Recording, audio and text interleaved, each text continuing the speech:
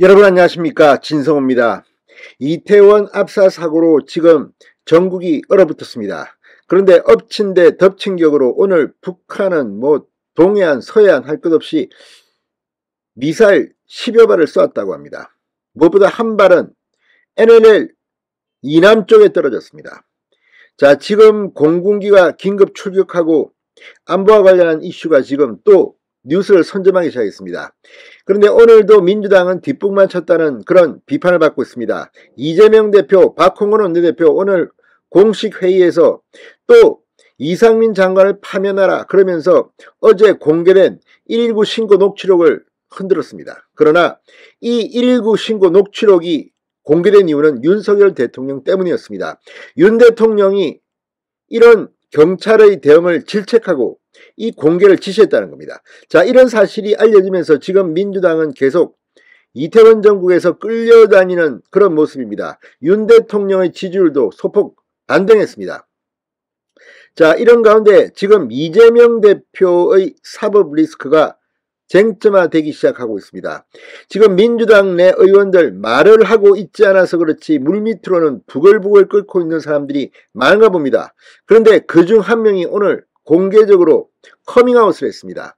자, 지난 민주당 대통령 후보 경선 과정에서 정세균 후보를 도왔던 핵심 측근입니다. 이원욱 의원이 오늘 라디오에 나와서 이재명의 사법 리스크를 공개적으로 거론했습니다. 지금 민주당 내에는 이런 의원들이 많다. 또 민주당의 지지율이 이렇게 정체 상태에 있는 이유가 바로 이재명의 사법 리스크 때문이다. 이런 취지의 발언을 했습니다. 자, 이제 민주당의 현역 의원이 이재명을 비판하기 시작했습니다.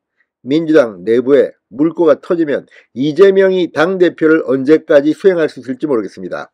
게다가 이재명이 조만간 검찰에 소환될 거라는 말이 정치권에서는 퍼지고 있습니다. 친명 성향의 의원들조차 한 언론사에 이런 말을 했습니다. 진성호의 융단 폭격 시작합니다. 더불어민주당을 융단 폭격합니다. 방송에 앞서 아직 진성호 방송에 구독자가 아니신 분은 붉은색 구독 버튼 눌러주십시오. 더 좋은 방송으로 보답하겠습니다.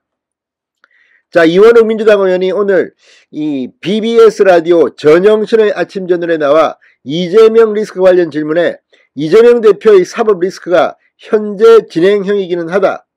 아직까지 이 대표와 직접 관련된 것은 나오지 않고 있다. 조금 더 지켜봐야 할 것이라며 이재명 대표의 사법 리스크를 우려하는 의원들이 있다고 폭로했습니다.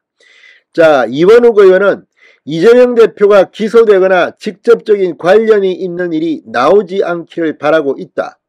그러면서 김혜영 전 의원의 이재명 대표를 지키기 위한 당의 단일 대우에 동의할 수 없다는 발언에 대해서 내부적으로 그런 얘기들을 하는 의원들이 꽤 많이 있다고 말했습니다.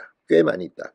김혜영 전 최고위원은 용기 있게 이재명 대표는 이제 그만 내려오라고 공개적 발언을 했고 그 뒤에 김혜영에 대한 이 친명 지지자들의 비판이 잇따르자 그럼에도 불구하고 이재명을 지키기 위한 당의 단일 대우에 동의할 수 없다고 발언하기도 했습니다. 여기에 그런 얘기들을 하는 의원들이 꽤 많이 있다고 이원욱 의원이 공개해버린 겁니다.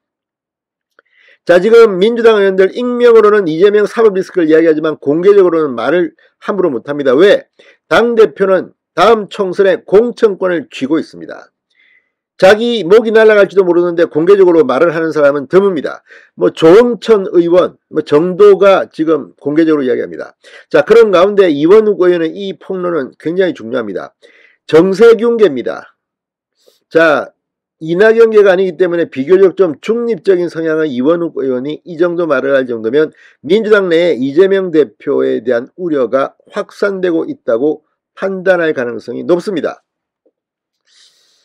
자, 그러면서 이원욱 대표는 다만 이 대표가 직접 사건에 연루됐다거나 기소가 된다거나 하는 증거들이 나오기 전까지는 당분간은 그러한 내부적으로 나오고 있는 목소리들이 외부로 표출되기는 어려운 시기라고 말했습니다. 무서워서 말 못합니다. 그렇지만 기소가 이미 하나는 됐습니다. 공직선거법 위반. 이건 재판이 시작됐습니다. 이게 벌금 100만 원 이상만 나오면 배지가 날아가고 당대표를 유지하기는 힘들 것으로 보입니다. 자, 이원욱 의원은 이재명 리스크에 대한 위기의식은 굉장히 크다. 윤석열 대통령 지지도가 많이 올라가봤자 30% 초반임에도 불구하고 민주당 지지도가 상대적으로 올라가지 못하는 것도 이재명 대표의 사법 리스크가 원인이 되고 있지 않나 싶다. 이렇게 지적했습니다. 이건 이재명한테는 가장 아픈 데를 콕콕 찌른 겁니다. 자, 지금 윤석열 대통령의 지지율은 오늘도 30% 중반이 나왔습니다. 그런데 이렇게 생각하는 사람들이 많다. 그러니까 이재명의 사법 리스크 때문에 민주당의 지지율이 올라가지 않는다. 지금 사실 윤 대통령의 지지율이 이 정도면 민주당 지지율은 굉장히 치고 올라가야 하는데 여론조사 기관마다 덜쭉날쭉하긴 하지만 이 국민의힘보다 훨씬 앞서가는 여론조사는 그리 많아 보이지는 않습니다. 어떤 경우는 국민의힘이 1위인 경우도 있습니다. 이걸 보면 이재명 대표가 당 대표의 리스크가 당의 지지율을 갉아먹고 있다는 비판을 할 만한 겁니다. 이게 지금 이원욱 의원이 말한 민주당 의원들 일부의 생각인지도 모릅니다. 아울러 대장동 개발 비리 의혹 수사 등과 관련해서 여러 사람의 증언들 그리고 말들이 해야 되는데 실제로 그러한 사건들이 성립하기 위해서는 증언만 가지고 만들어지는 건 아니고 증거들이 나와야 하는 것이다. 아마도 그건 검찰 수사를 통해서 충분히 밝혀지리라고 생각되는데 검찰이 야당 탄압을 하고 있다는 이미지를 준다면 민주당으로부터 강력한 반발이 있을 것이라고 말했습니다.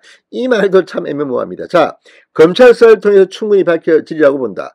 그리고 증언만이 아니라 증거들이 나와야 하는 것이라고 했는데 지금 증거들이 막 나옵니다. 백팩이 나왔고 종이 상자 박스가 나왔고 실제로 검찰이 실험까지 해봤다는 거 아닙니까? 5만원거리 몇 장 들어가는가? 그리고 유동규의 동거녀가 이 백팩을 봤다고 했습니다.